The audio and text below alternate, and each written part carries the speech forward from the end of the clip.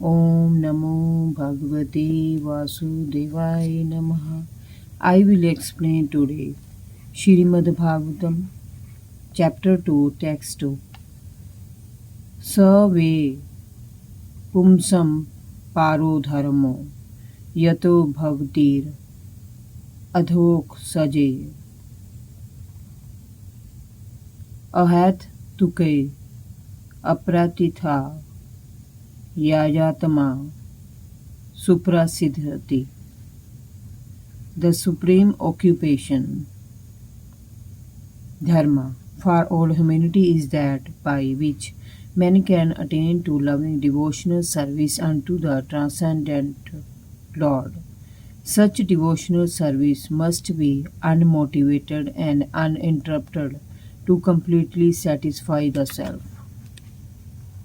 In this statement, Shri Sutta Goswami answers the first question of the sages of Namisarayana.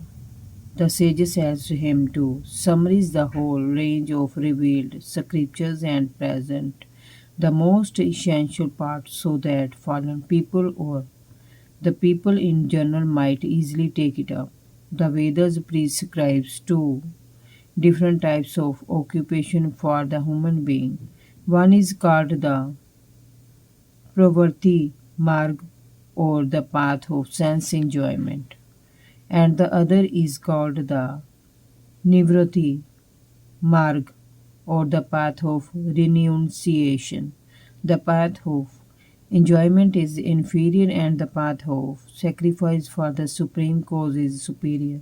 The material existence of the living being is a diseased condition of actual life.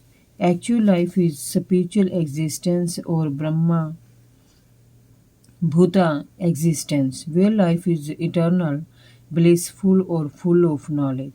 Material existence is temporary, illusory, and full of miseries. There is no happiness at all. There is just the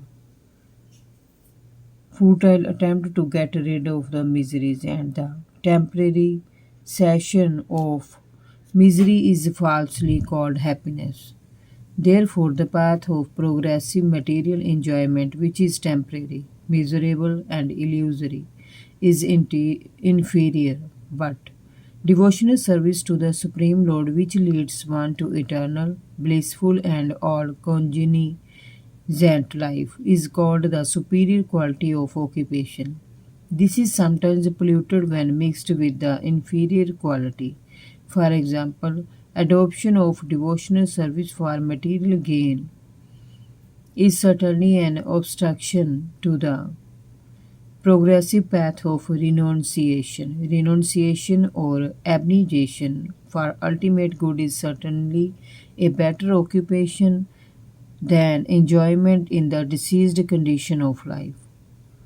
Such enjoyment only aggravates the symptoms of disease and increases its duration. Therefore, devotional service to the Lord must be pure in quality, without the least desire for material enjoyment. One should therefore accept the superior quality of occupation in the form of the devotional service of the Lord, without any ting of unnecessary desire, fruitive action, and philosophical speculation. This alone can lead one to perpetual solace in his service. We have purposely denoted dharma as occupation because the root meaning of the word dharma is that which sustains one's existence. A living being's sustenance of existence is to coordinate his activities with his eternal relation with the Supreme Lord Krishna. Krishna is the central pillar of living beings, and he is the all attractive living entity or eternal form amongst all other living beings or eternal forms. Each and every living being has his eternal form in the spiritual existence, and Krishna is the external. Krishna is the eternal attraction for all of them. Krishna is the complete whole and everything else is his part and parcel. The relation is one of the servant and the served.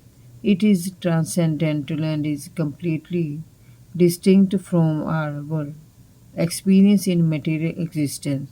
This relation of servant and the served is the most congenial form of intimacy. One can realize at it as devotional service progresses. Everyone should engage himself in that transcendental, loving service of the Lord, even in the present conditional state of material existence. That will gradually give one the clue to actual life and please him to complete satisfaction. Om Namo Bhagavate Vasudevaya Namaha.